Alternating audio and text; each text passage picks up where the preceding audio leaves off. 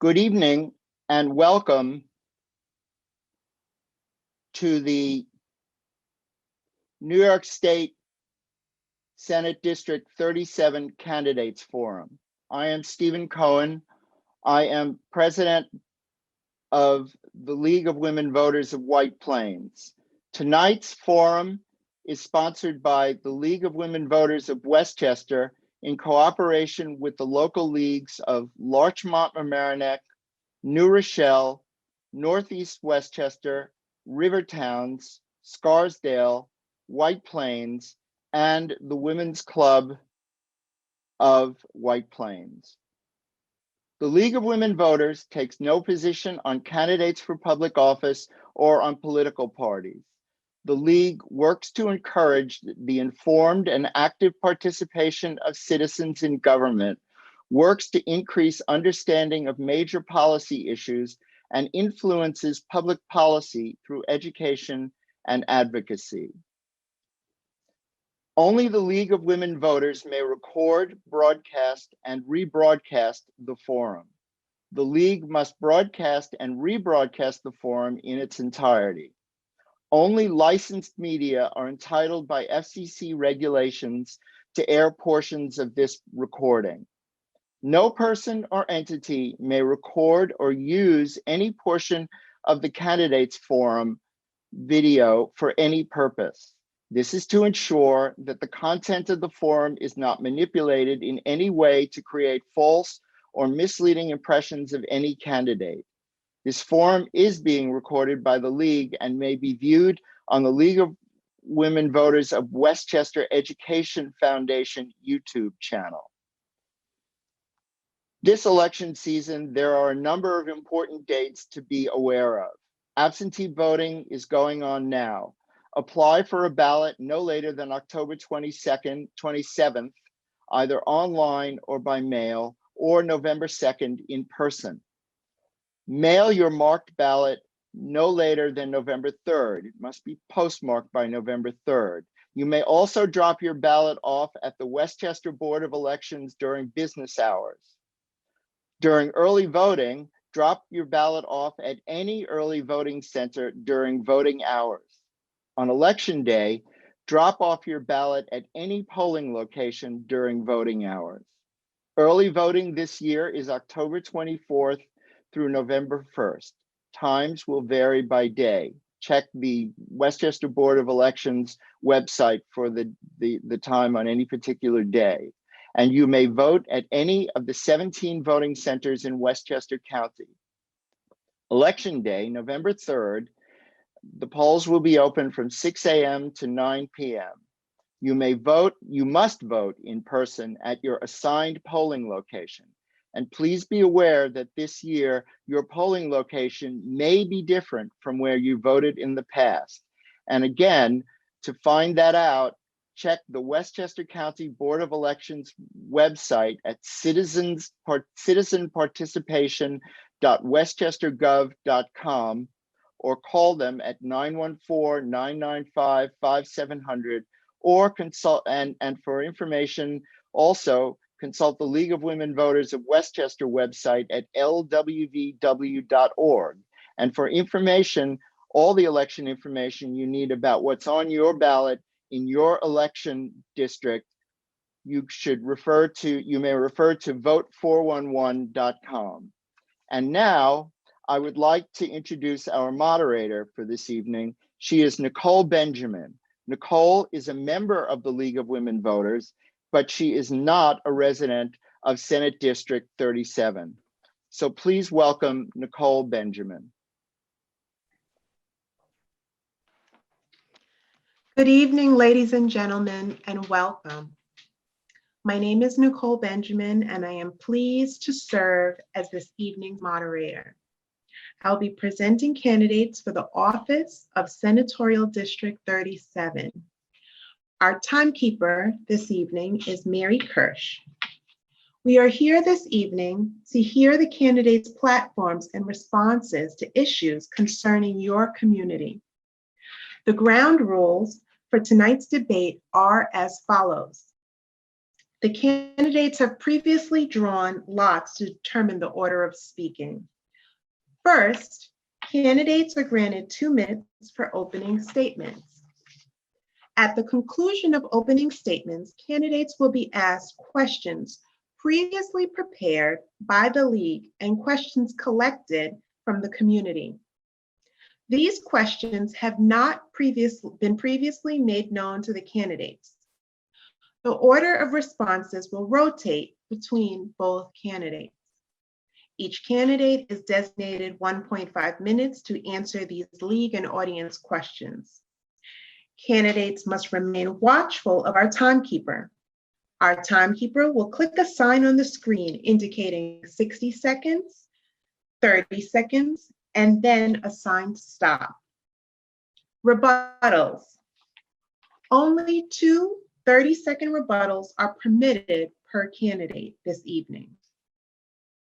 Finally, closing statements will begin in reverse order of opening statements. Each candidate is granted 1.5 minutes for closing statements.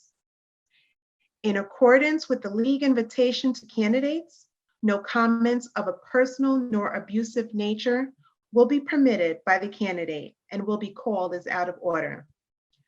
As moderator, I reserve the right to modify the format and award a rebuttal of 30 seconds at closing statements if warranted, based on the content and nature of the closing statements. Candidates, please mute your microphone when you are not speaking. We will now commence with our Senate debate.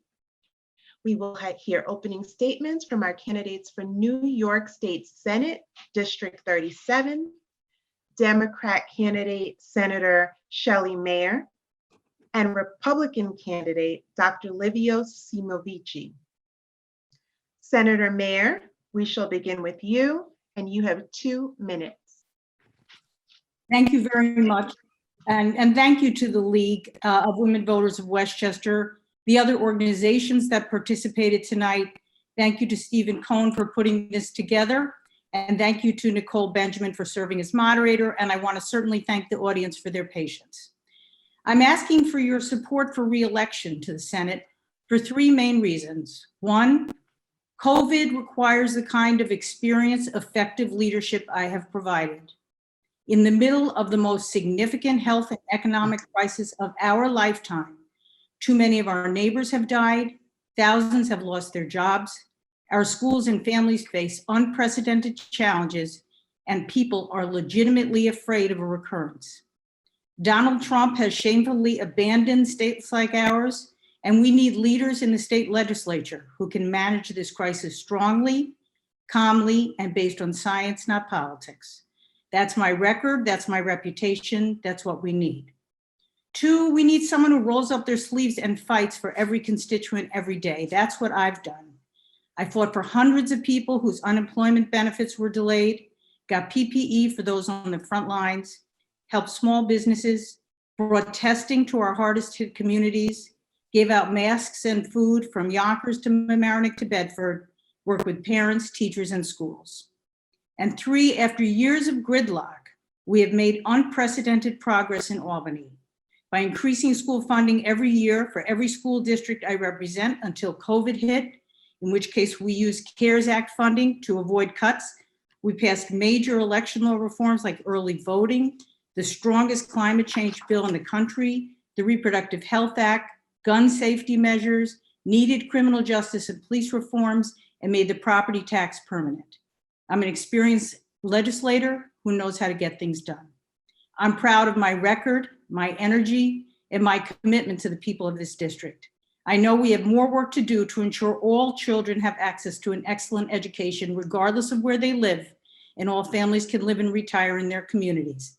I look forward to discussing these things tonight. Thank you. Thank you, Senator Mayer. Dr. Saimovici?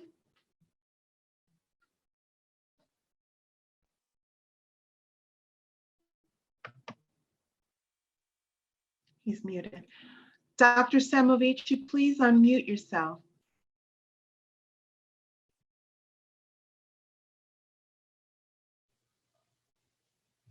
Can you hear me now? Yes. Thank you. You have 2 minutes. Yes, I understand. Thank you so much, everybody, for being here. Sorry about the delay. My name is Dr. Liviu Saimovici. I'm a physician. I practice in Purchase. I live in Raleigh with my wife and daughter who goes to right next schools. I've been a resident of the New York State for over 30 years, of Westchester over 20 years, and Raleigh for over 10 years. I'm an immigrant from Romania. I escaped the communist dictatorship of Nicolae Ceausescu, and I became a proud American citizen during Constitution Day on 1981. I'm not a professional politician, and I'm running because I could no longer stand by and see what is happening in our state and see how the directions that the legislature and the government are taking us into, how our liberties and freedoms are being chipped away little by legislations that keep us from being able to live the way we'd like to live. And being from Romania, being from a communist country, I am a lot more sensitive to how we're losing our liberties to what I would call a bureaucratic dictatorship that's slowly creeping up on us. I'm running because I want us to be safe in our homes, in our streets, in our places of work. I'm running because I want our children to receive great education and better education than they are receiving now. New York State is not in a good position. I want healthcare for everybody, and I want affordable healthcare. I don't want people to lose their doctors and their current healthcare system. I want everybody to be able to pursue their happiness, to be able to work in their chosen occupation and profession, and with equal pay and without any discrimination for any reason. And that's why I'm running. Thank you. Thank you, Dr. Saimovici. We have concluded opening statements and will proceed to league and community questions. 1.5 minutes have been allotted to each candidate to reply to these questions. We will begin with Dr. Saimovici for our first question. If you are elected to represent the 37th Senate District, what would be your first priority upon your arrival in Albany? The crime in New York City and in our towns has increased tremendously. I can bore you statistics. There are tens of percentages increase in crime, in murder, in shootings. In Raleigh alone, there has been a tremendous increase in car theft, high chase speeds. 16-year-old has been caught with a gun. So one of my first priority is to reverse or amend the no bail and discovery law, which has led to this very much high increase in crime.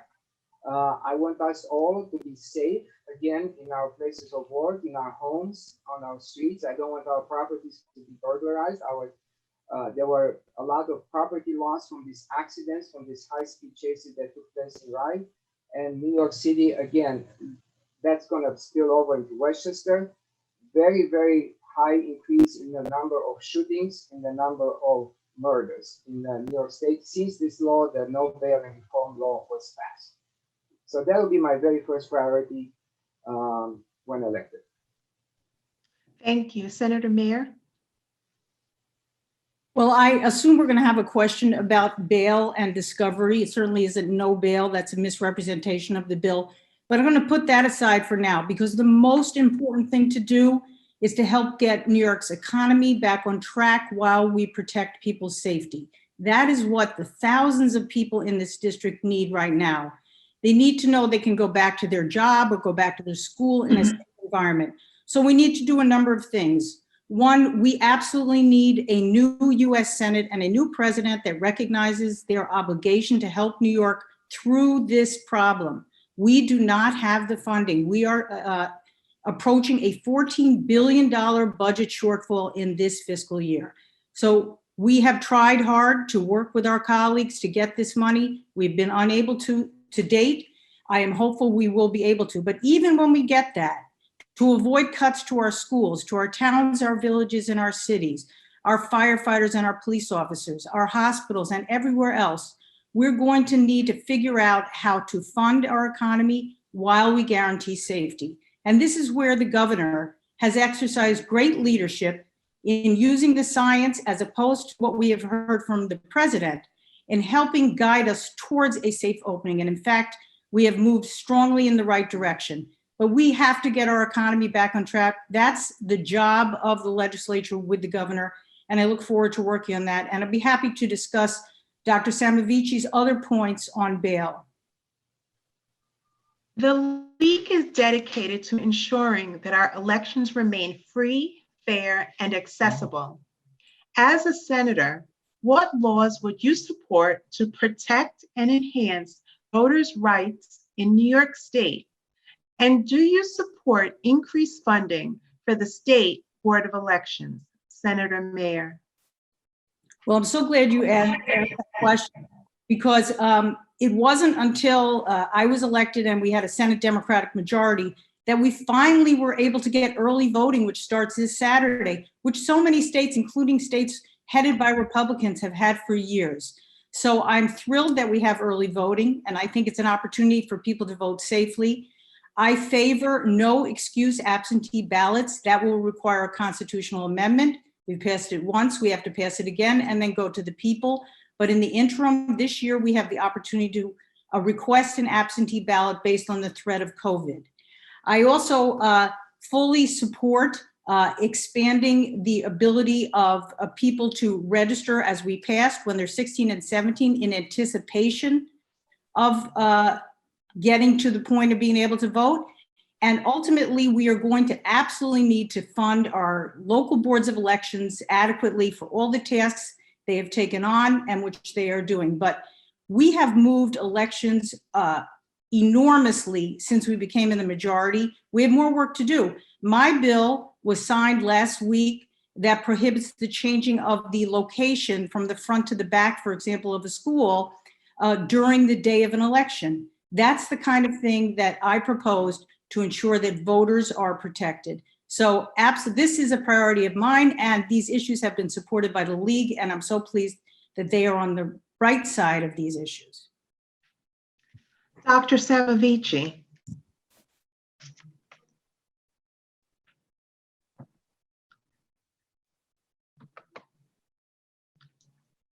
You need to unmute yourself.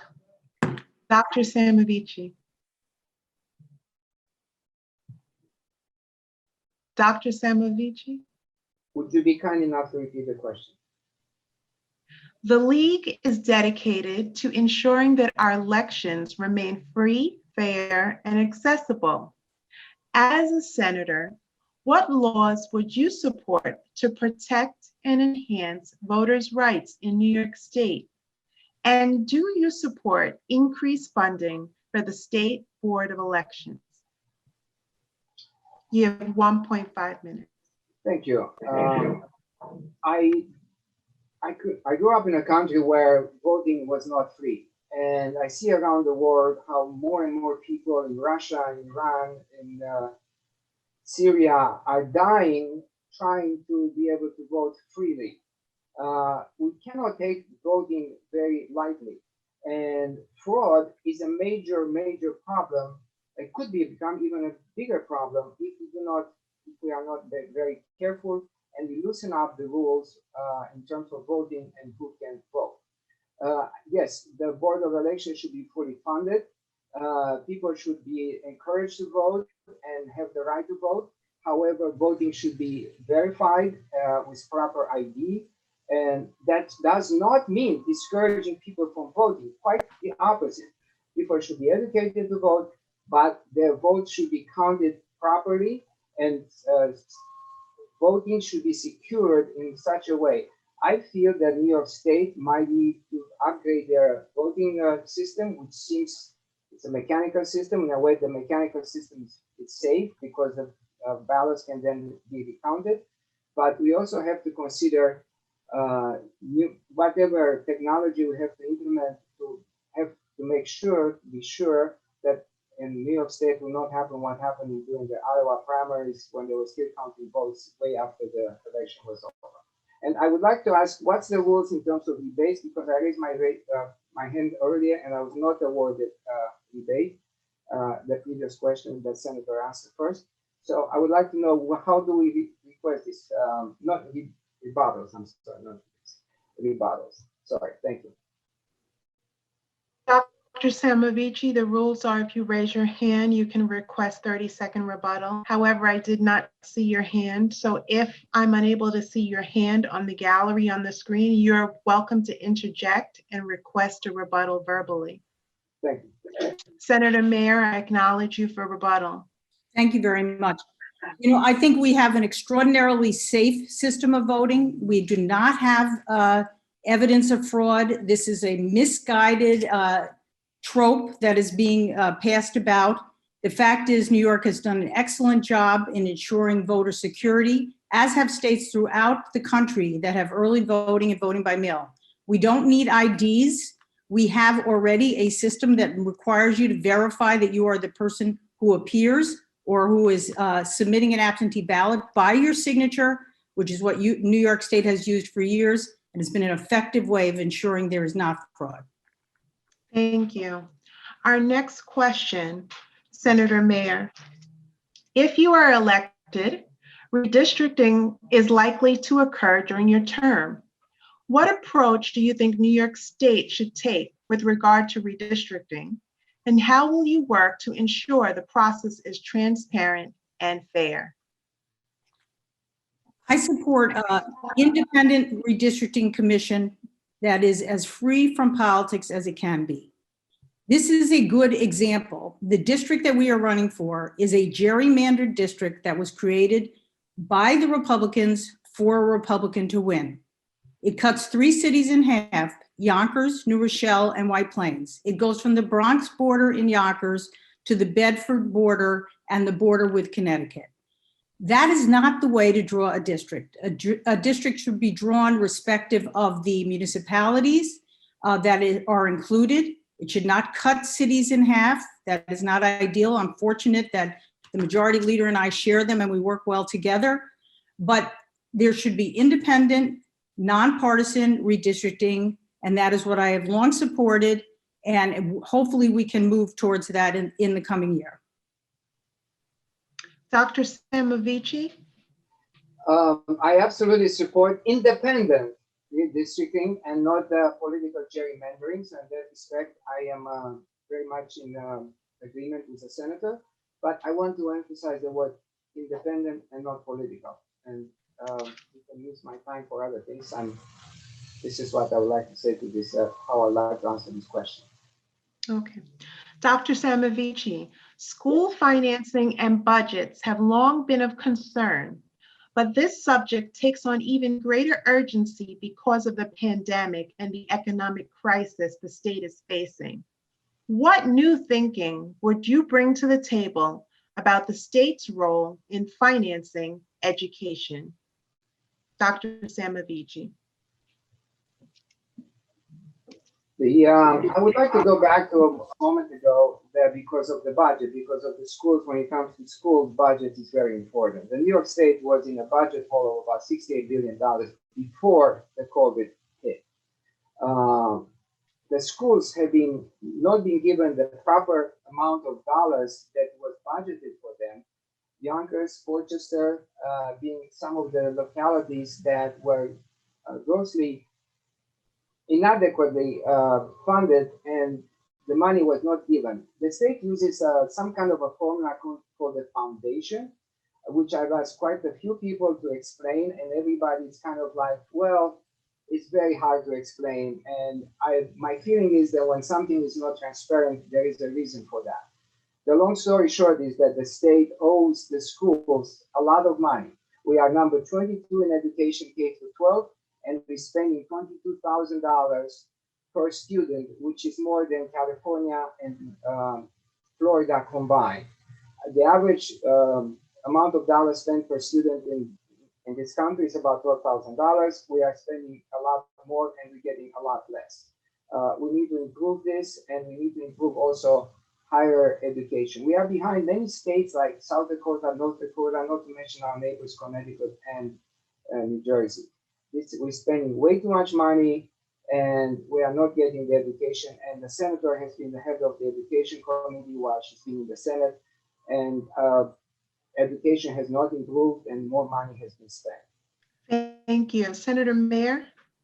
Well, first of all, I'm happy to explain the foundation aid formula. It's in the education law. In 2007, the Court of Appeals ruled that every child is entitled to a sound basic education. And in response to that, the legislature adopted a formula which, while not perfect by any means, and I've been in the lead of the group to change it, was an effort to move away from a totally politicized way of funding schools solely based on who was in the majority in each house. That's how it worked. Now it is improved. Is it perfect? No, it's not. And I have been the lead on efforts to revisit the formula. I did roundtables around the state in 2019, 5 roundtables looking at the basic inequity, while I have led the fight for additional funding every year while I was in the Assembly and in the Senate until we got to COVID. We have a problem is that our system is based largely on property wealth. However, it is inequitable. There are communities like Yonkers and Port Chester, Ossining, and others that are funded inadequately. And frankly, even though we pay more for them, they still don't have what they need. I have been in the lead with my colleagues every year saying there should be the full funding of the foundation aid formula, which was intended to be phased in over 3 years. It was not fully phased in. The governor disagrees with us. That being said, this year the governor was just about to cut by withholding the large foundation aid formula payments due in September and October. We persuaded him not to do that. I'm very appreciative of that. We cannot have cuts now that would result in additional layoffs during this very challenging time. Thank you, Senator Mayer. Last year, New I have a York passed I have a rebuttal, please. Oh, okay. Yes. Dr. Saimovici, you have 30 seconds. Yes, the Senate and the legislature abdicated their rights to control the budget. So they didn't have to try to convince the governor to cajole him not to cut the budget. They should have done that to legislate. They should have not abdicated their rights and their duty to control the budget. Furthermore, I'm very much in favor for at least K through 10, if not 12, for the kids, for the children to go back to in-person teaching. There are many ways how that can be achieved. We can have the National Guard and Army build temporary structures. There are plenty of places for that. And there have been many examples. There are many school districts where they went back to in-person teaching. That keeps the parents from being able to go to work when there is not in-person teaching. And that keeps the economy from growing. And it has a domino effect affecting all of us. And there's plenty of evidence that going back for these grades, I'm not talking about college students, I'm not talking 11 and 12th grade, I'm talking K through 10. To in-person teaching, I think it's extremely important. And there are many other suggestions I can make for that to happen safely. Okay, thank you, Dr. Saimovici. Last year, New York passed the Landmark Climate Leadership and Community Protection Act, a climate law which sets environmental standards, including reductions in greenhouse gas emissions and increasing the use of renewable energy. In light of looming budget limitations, what would you do to safeguard and move forward the goals of this act? Senator Mayer. Well, the first thing we want to do is have an environmental bond act on the ballot in 2 weeks from tomorrow. And it was removed from the ballot because this is a year where, very frankly, the state does not have money and does not have money to borrow. That was a wonderful bill, a landmark piece of legislation, but it is largely aspirational. And in order to get there, we need to fund and create incentives for companies and others to move to renewables. The bill did encourage the state and municipalities and other government entities to move more quickly to renewables. And that we can do without money, without a bond act, for example, by forward-thinking municipalities like we have in our district that are moving towards increased solar for their own use, encouraging solar and other alternative uses for municipal buildings and schools. We ought to be doing far more as we improve school buildings to ensure that they are heated and their power is produced by renewables. Right now, that we are behind the 8 ball on that. But we've got to be honest. We've got to be honest. This state does not have money right now to do much other than educate our children and keep our municipalities and state going. We are in a crisis, and let us not walk away and pretend this is not the case. We have a health crisis, a financing crisis, and an economic crisis right here in our communities. And that's why we need help from the federal government as well as revenue raisers, which I'm happy to discuss later. Okay, Dr. Saimovici. I'm in agreement with the senator. We are in an economic crisis where MTA is practically broke. They haven't been paying their taxes. We are in an economic crisis by the doing of what I would call the Democrats, because they've been raising the taxes. They raised the real estate taxes. They did away with rebates for taxes. They are making it more and more difficult for businesses to do business in New York. You know, when Ronald Reagan was elected, much to everybody's surprise, because there was an economic crisis at that time, he did lower the taxes. And if you really study history and economics, you'll understand that lowering the taxes will actually eventually increase revenues and will get out of this economic crisis.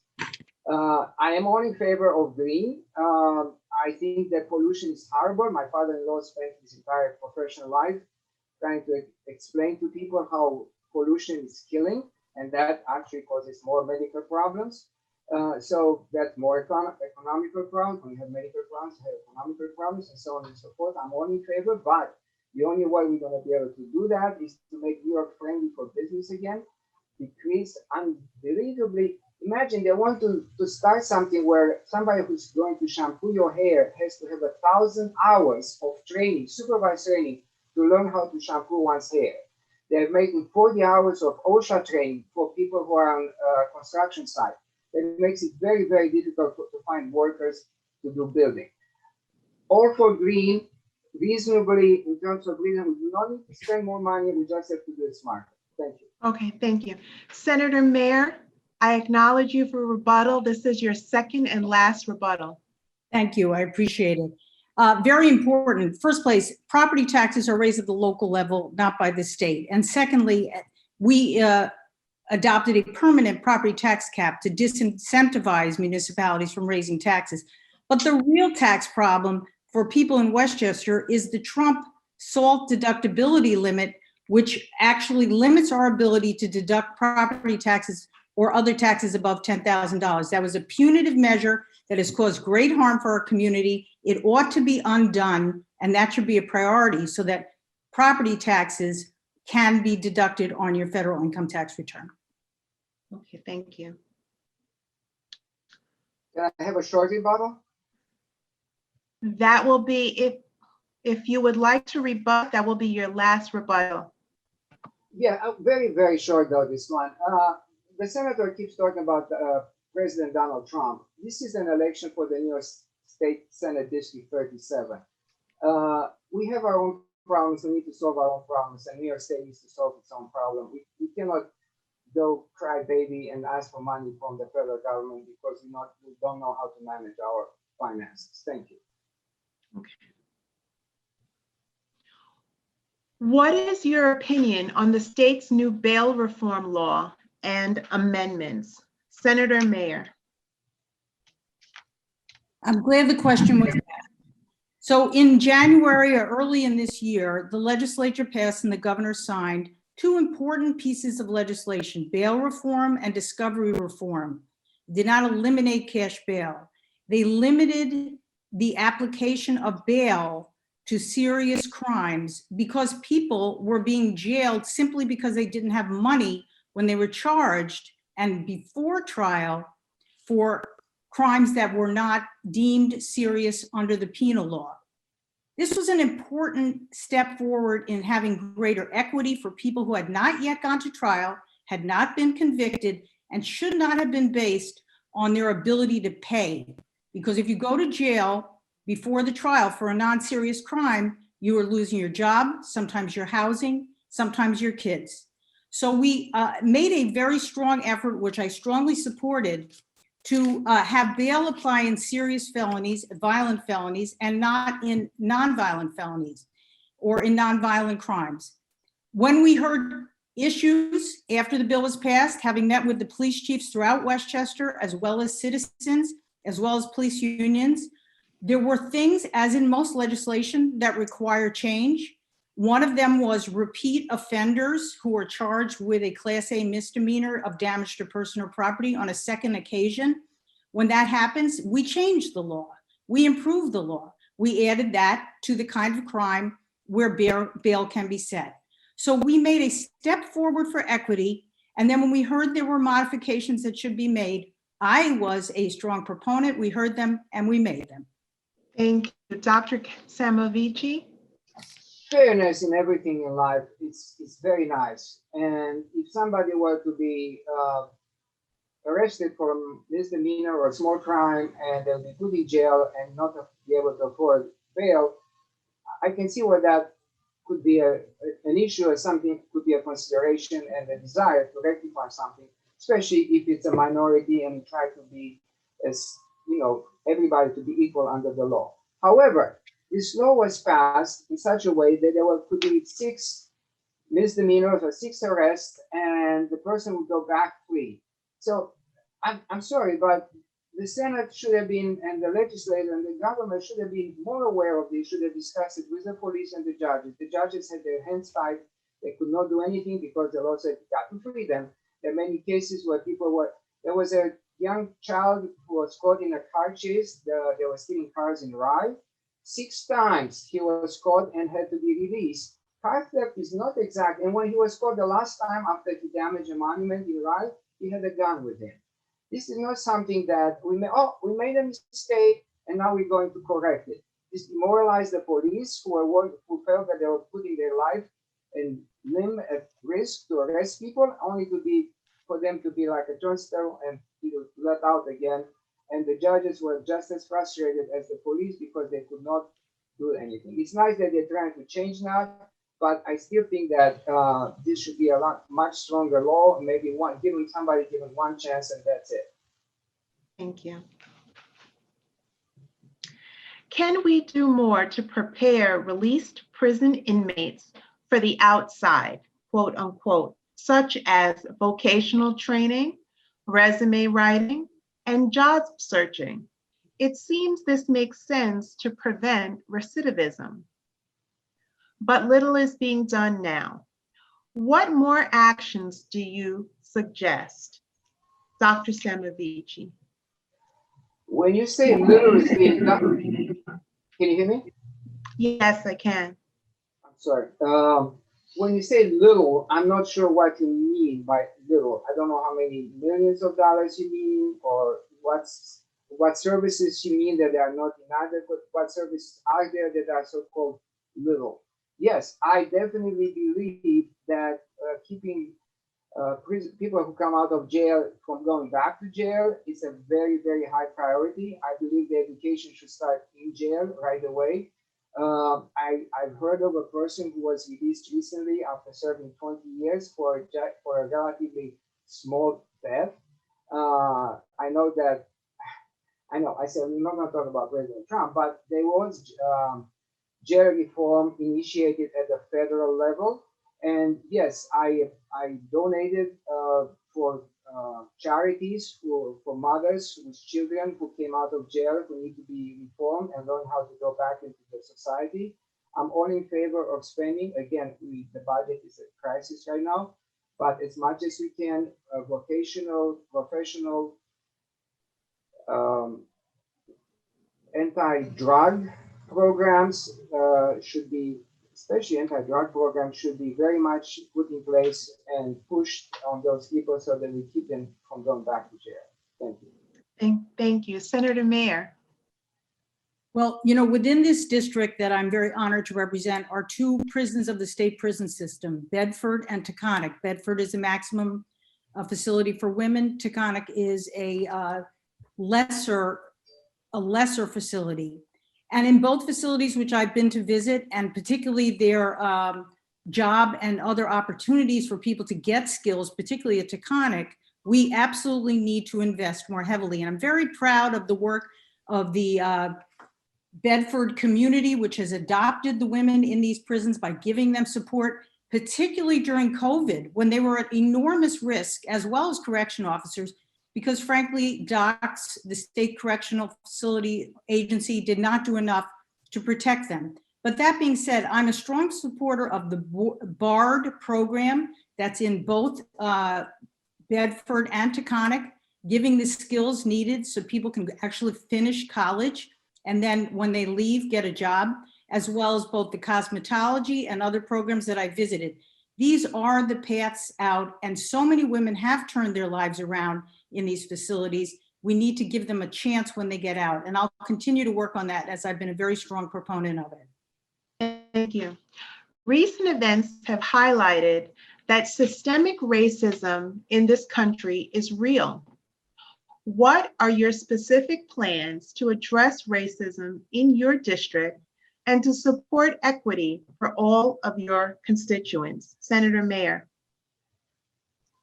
I don't think there's any question that this country is in a moment of racial reckoning that came after the murder of George Floyd. And I've been honored to be part of the Black Lives Matter rallies and peaceful gatherings throughout my district, from Yonkers to Bedford, in places with a large majority of white residents and particularly young people who have been the leaders in this movement to force us to come to grips with the fact that the effects of racism continue. I'm very proud of the 10 pieces of legislation we passed, including removing 50A, which really was a blanket protection for police officers against prior disciplinary records being disclosed, a ban on strangulation, giving the Attorney General the authority in cases where there's a death of a civilian and the police to have investigatory and prosecutorial powers. We really made significant changes, but there's more work to be done. I commend the governor for his executive order requiring all of the police agencies in every municipality to really re-examine their conduct, their performance, and their rules with input from all stakeholders, and to do it within a year and report back to the governor's office. This is forcing a conversation that is long overdue. I've continued to talk with my police colleagues, who I've been a long supporter of, and I understand some of them don't like some of the things we did. I believe they were right. I look forward to speaking with them and working with them, even if they disagree. We have to take this step forward. Dr. Saimovici. And I respectfully ask you to repeat the question again, please. Recent events have highlighted that systemic racism in this country is real. What are your specific plans to address racism in your district and to support equity for all your constituents? As you know, I'm an immigrant from Romania. I also happen to be Jewish, and I suffered from racism, if you want to call it that, all my life. I've spoken with people who suffered because they were Jewish. They couldn't get into medical school years ago. I also became a police surgeon for the New York State Troopers, and for many years I was the director of the New York Law Enforcement Foundation, where we raise money for the children of fallen police officers who were killed in the line of duty. I was not born in this country. Obviously, I wasn't here for the first 23 years of my life. And you're using the word systemic racism. I'm not sure that by answering my question, I'm going to agree. I agree with that. There is racism, and it takes a long time of education and all of us to work together. Racism can be devastating to somebody, but I cannot, with a brush stroke, blame everybody and say that everybody in this country is a racist. And I believe in education. I believe in giving everybody an opportunity. And I'm sorry, Senator, I'm against the 58 that you passed. And I believe the police should not be defunded. I believe if there is a problem within their ranks, they should be educated and more money should be funded. More money should be given to them in order for them to be better educated. And if there are some rotten apples in their departments, they should be taken out, and police should not control, self-police themselves, so to speak, and get rid of the bad people within their own departments. Thank you. Incidents of police brutality and police violence against Blacks have made headlines and motivated vigils and protests across this country. What are your thoughts on how to address and prevent police brutality against Blacks, while also maintaining the safety of our communities? Dr. Saimovici. Well, like I said a moment ago, I believe defunding the police is the dumbest idea I've ever heard. Police, if they are inadequate, if they are not properly trained, if they are racist, or there are some of them, and I would say that the large majority of the police are not racist. There are cases, I'm sure there are some instances. There are some instances in the general population, but that, again, police, if anything, there should be more education, more training. I also, I heard what the governor did, and the senator applauded, and I think this is another not so smart idea, because how can a police, it's blackmail. He said, I'm not going to fund you, I'm not going to give you money next year unless you re-examine or redo your entire. There's no problem with policing right that I know of. I don't think there is racism in a town like the policing right. And for them to all of a sudden put more work on them and ask them to do something that they're already doing and blackmail them by saying, I'm not going to fund you, I'm going to defund you if you don't do this, it's not the way to do things. That has to be done by experts. Even the presidential candidate, Joe Biden, said, oh, the police should have a psychologist with them when they confront somebody. Well, you cannot have a psychologist with you when you confront somebody with a gun or a knife and you're scared of your life. But you can have psychological training to de-escalate a problem or a confrontation. So I'm going back to more education, more money, and that's going to solve the problem. And the more education for everybody at all levels, that will solve the problem of racism. Thank you. Thank you. Senator Mayer? Well, first place, let's make it very clear. Dr. Saimovici keeps talking about defunding the police. I do not support defunding the police. I've never supported that.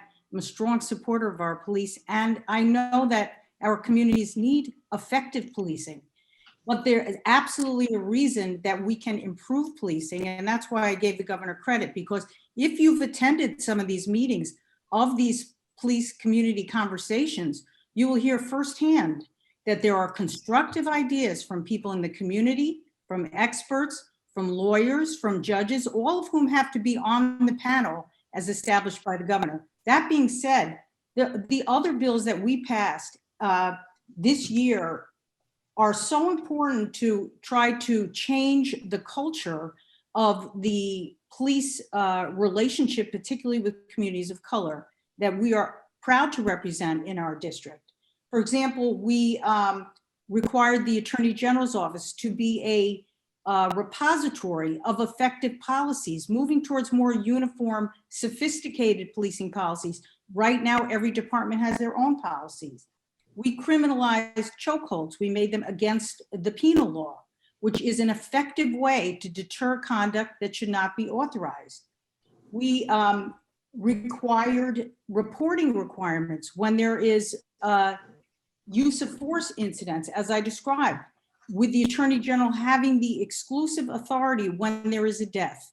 So there are specific steps we have taken and more we can do, but this is an ongoing problem, and communication and dialogue and frankly, uncomfortable conversations come with the territory, and it's time we had them. Thank you. On November 10th, 2020, the Supreme Court will review the constitutionality of the Affordable Care Act. If the act is struck down, what action would you propose be taken by New York State to ensure all our residents have access to affordable and appropriate health care? Senator Mayer. Well, I'm a sponsor of the New York Health Act, which would ultimately provide a path for every New Yorker to be covered by insurance. The fact is we've done a very good job by expanding in New York with Child Health Plus and with Obamacare, the ACA, by having a vastly increased number of people covered, even though it is expensive for many people to have the essential plan, or to be based in workplace-based coverage, some of whom lost their coverage during this COVID crisis. And let's not forget, all this talk about how wonderful employer-based coverage has come to a screeching halt for many of our neighbors who no longer work. So I believe New York State, if the ACA is struck down, and I hope it is not, because it is a fantastic tool for increasing coverage, New York will have to adopt its own plan like the New York Health Plan, which has its challenges, but the need for every person to be covered as a right is basic, and we cannot have a system where some people have coverage and other people have no coverage or inadequate coverage. And I think New York can move in that direction, but I hope the Supreme Court does the right thing. Dr. Saimovici? Yes, thank you. The Affordable Care Act has become anything but affordable. The premiums have gone up, I don't remember the exact number, somewhere between 50 and 150%. The deductible in many cases is $5,000, which makes it unaffordable. You cannot, for many people, $5,000 deductible, you might as well not have. In an unfortunate way, everybody in this country, in this state and district, if they have a medical problem, they will not be turned away by law from any emergency room. There's not a way to give health care, but there is an option that says that nobody would really be denied health care in this state, in this country.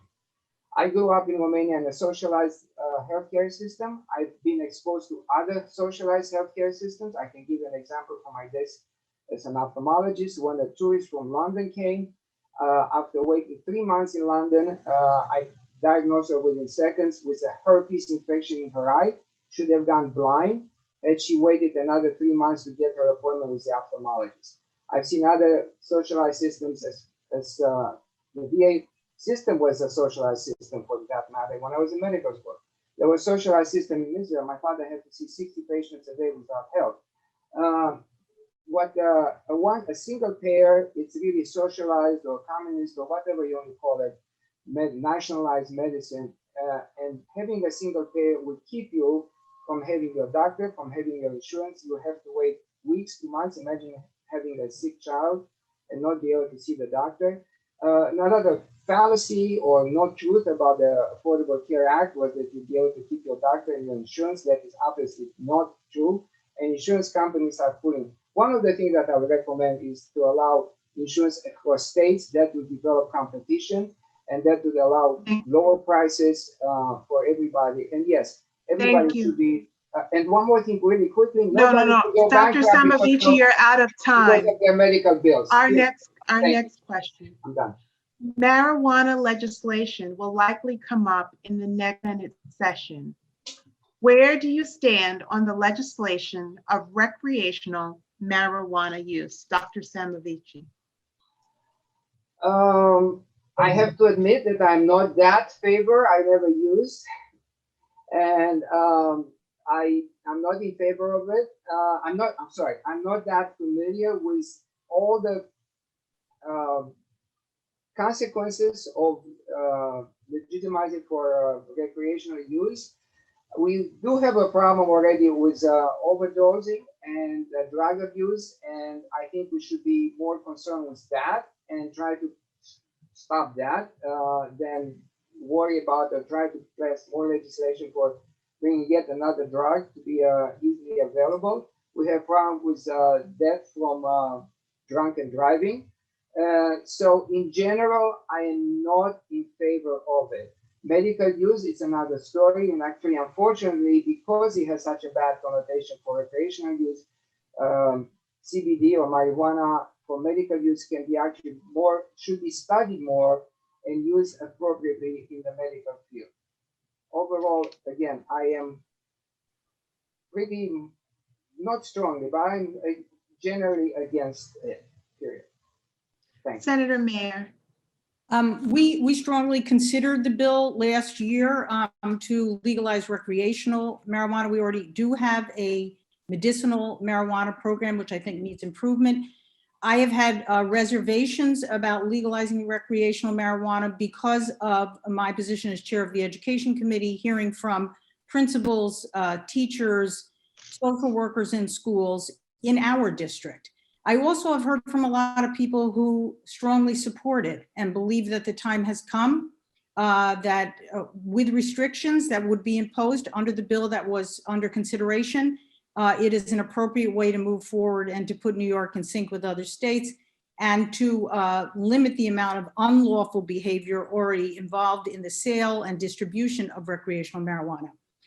I have reservations. I am prepared to support it, provided that some of the funds that are the result of legalizing recreational marijuana are used in the school context for education, particularly for younger children, and are used to deal with the range of social and emotional problems.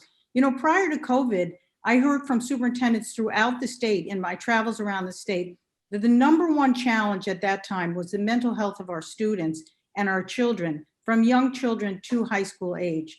And I am concerned that we need to put additional resources. We need to have psychologists, social workers, and other staff in schools. Right now, we don't have the money to do it.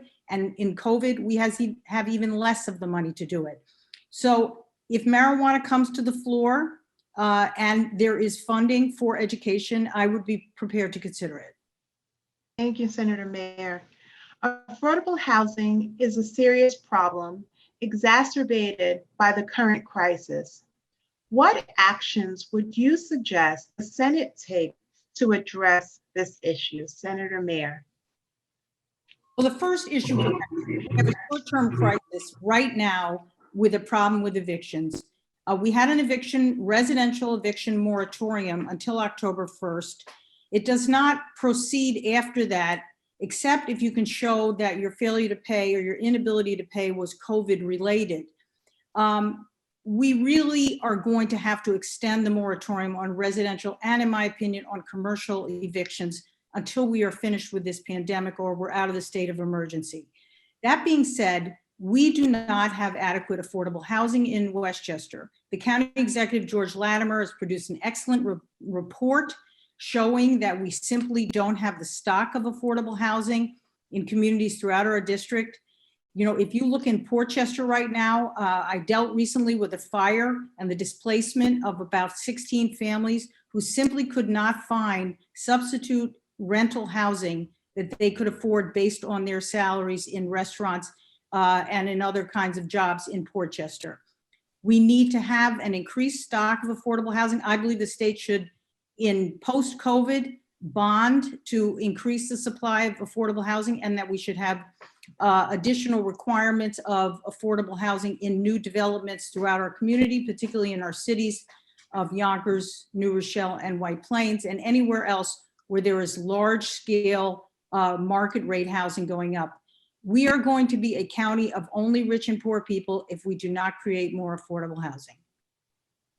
Dr. Saimovici? Yes, affordable housing is a problem. One of the problem again is the cost of building and all the permits that are required, and all it takes forever to be able to build, whether luxurious or affordable housing. I understand in speaking with some of the residents of Portchester that there is a movement by the mayor to try to change the character of that town. If some of the workers in Portchester cannot afford the housing, I think somebody should look at the wages they are being paid. Perhaps they are not being paid the minimum wage, or maybe they should be paid a higher wage, and we should deal with that as well. But one of the problems is that a lot of the owners, that's, I'm running for New York, for the Senate District 37, but it's the New York State. I know that in Manhattan, they passed such horrendous laws that apartments cannot be renovated and put back on the market. And therefore, that's what's causing a housing crisis. Of course, it's going to be a little bit less now that people are moving out of New York City, but still for single people or people who are just starting in the workforce, this is a problem because a lot of apartments are not being allowed to go back on the market because of the landlords are not allowed to raise the rent for the amount of the construction or repairs that are mandated by the states to make the apartments legal. Yes, well, I ran out of time. I'm sorry. Thank you. Okay, thank you. Maintaining and improving New York State's infrastructure is important. What do you see as the most pressing needs in your district in this area? Dr. Saimovici. The most pressing need, as always, is education. A lot of people are against nuclear Dr. power. Saimovici, I need to redirect you with regard to the question. Maintaining and improving New York State's infrastructure is important. What do you see as the most pressing needs in your district in that particular area with regard to infrastructure? I was about to say that infrastructure needs energy. Energy is provided by wind, by coal, oil, gas, etc., and nuclear power. That's part of the infrastructure. I was going to say that people are afraid of nuclear power, even though I can tell you scientifically that it's safer than all the other, perhaps not wind and solar, but it's safer than all the other forms of energy. So that's what I meant by education. Yes, roads have to be improved.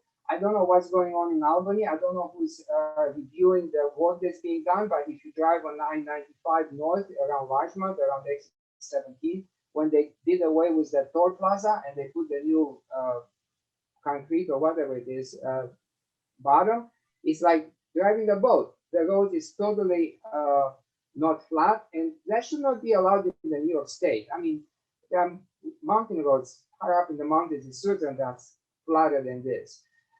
So infrastructure, roads, public transportation, internet available to everybody, especially to the children. And I personally, I would suggest that we use new technology to get rid of these 100-year-old stop signs because that uses a lot of gas and produces more green gas, green whatever. So we need to modernize our infrastructure again, all the way from getting energy in a better way to getting the internet and to get the roads in much better condition and public transportation.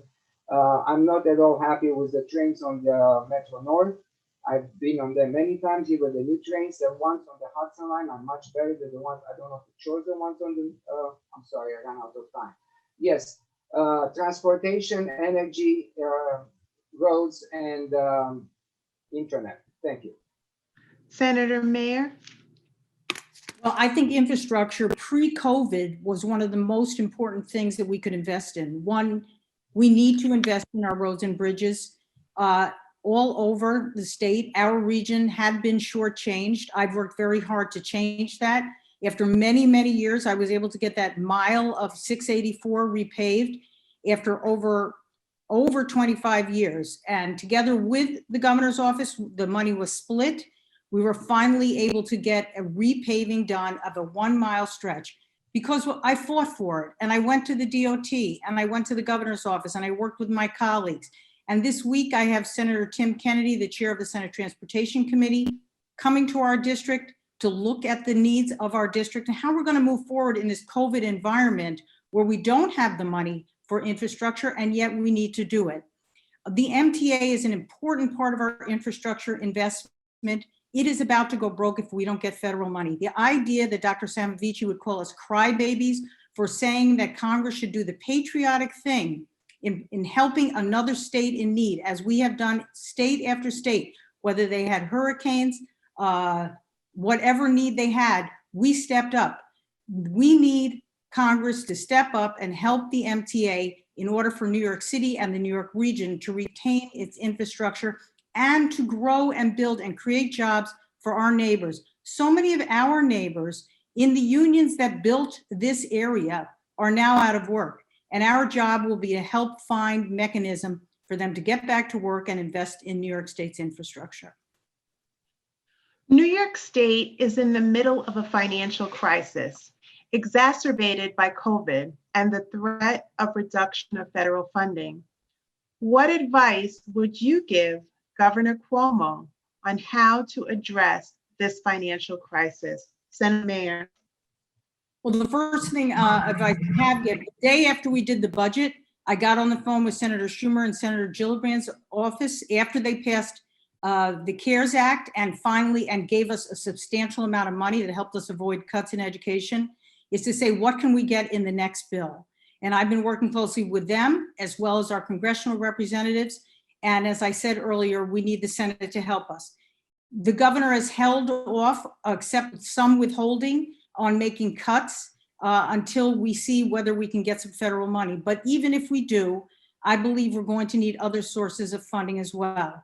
I have proposed a bill that would, for 2 years, increase the income tax rate on those making 5 million or more, with 85% to go through K through 12 and 15 to SUNY and CUNY, because frankly, we need equality of sacrifice during COVID.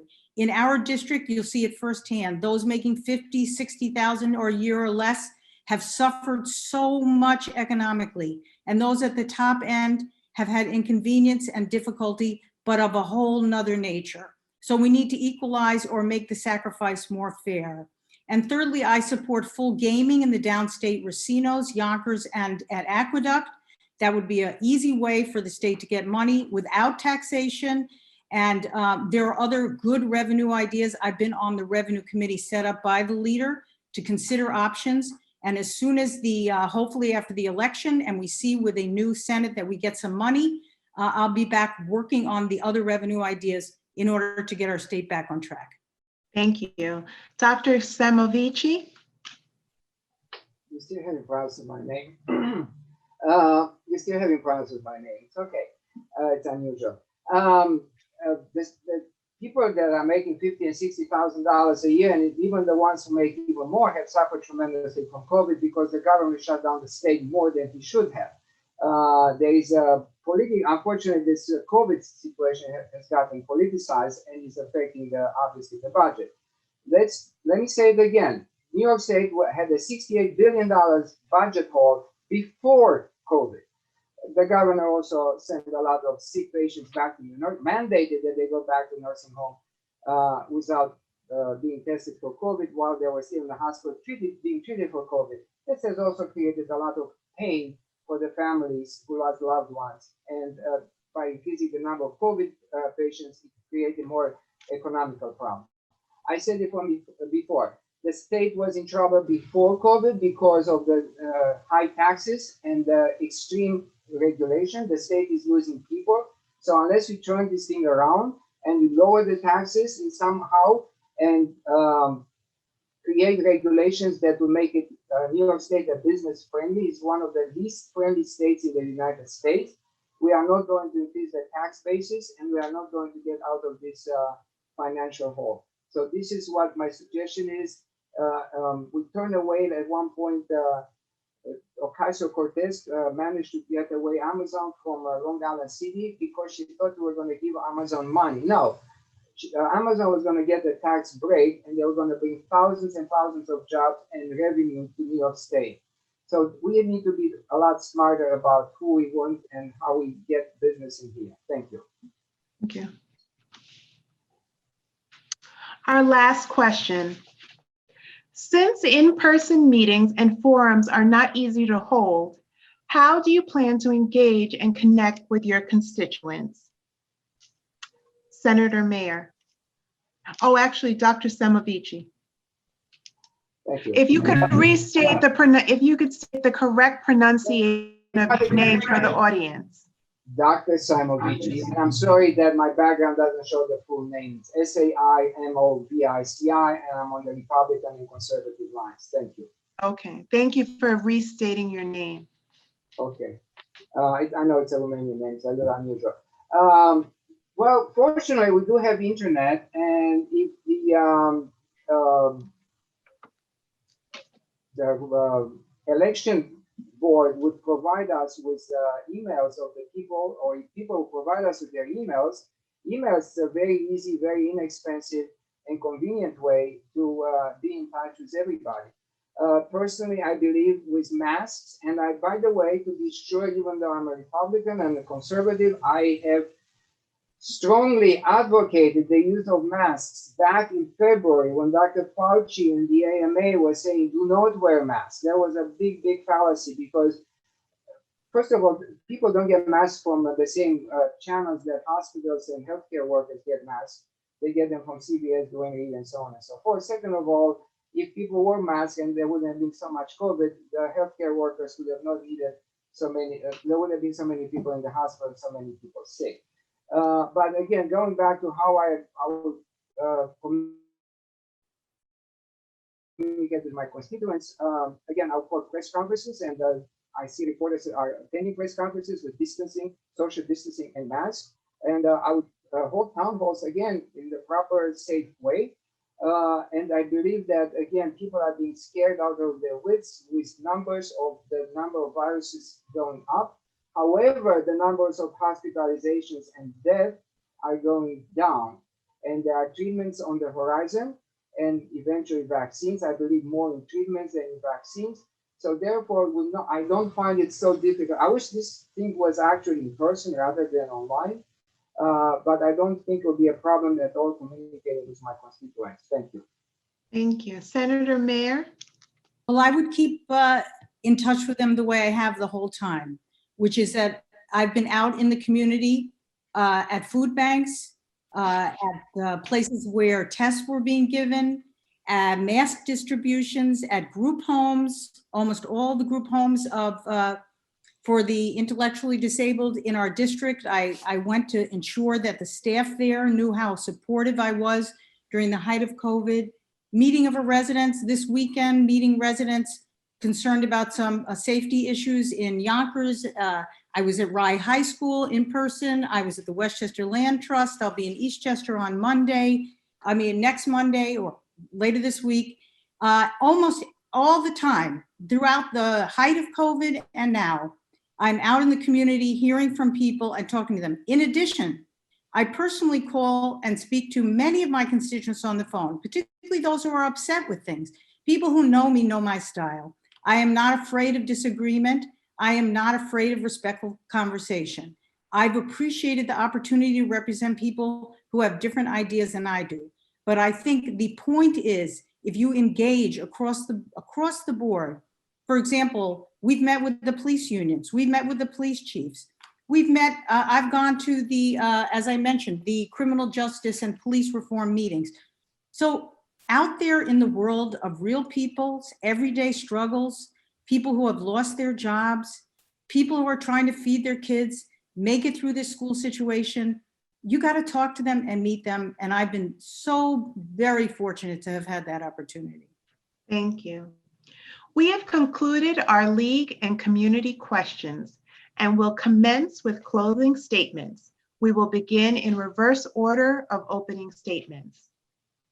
We will begin with Dr. Saimovici. You have 1.5 minutes.